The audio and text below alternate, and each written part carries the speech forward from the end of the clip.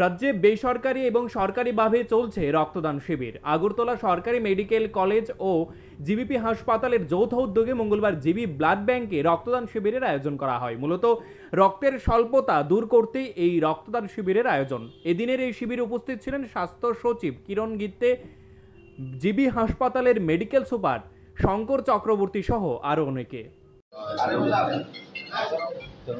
আমাদের রাজ্যে স্বাস্থ্য পরিকাঠামোর নিরন্তর উন্নয়ন হচ্ছে। একদিকে আমাদের infrastructure, doctor, paramedical staff, equipment আমরা আধুনিক এবং আমরা যে আইপিএইচএস নর্ম মধ্যে যে লাগে সেটা আমরা প্রোভাইড করছি। আরেকদিকে আমাদের যে ওষুধ এবং অন্যান্য কনজিউমেবলস এটাও দিচ্ছি। যে কোনো অপারেশন অথবা ট্রান্সফিউশন করতে গিয়ে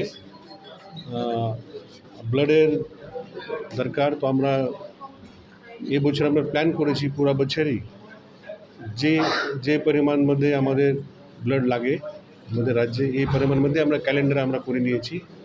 তো ব্লাড ডোনেশনের যে প্রক্রিয়া আছে এটা নিরন্তর চলতে থাকবে।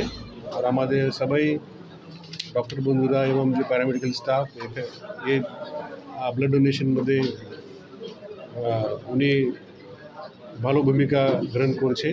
আমি আপনার মাধ্যমে আমাদের রাজ্যের সবাই ইয়ং জেনারেশনকে অনুরোধ করব, আপনারা আগে আসুন আর ব্লাড ডোনেশন মধ্যে আপনার নিজের এলাকাতে আপনি অংশগ্রহণ করেন আর স্বাস্থ্য দপ্তরকে আপনারা সহায়তা করেন। ধন্যবাদ। Bureau report, news live 24 Tripura.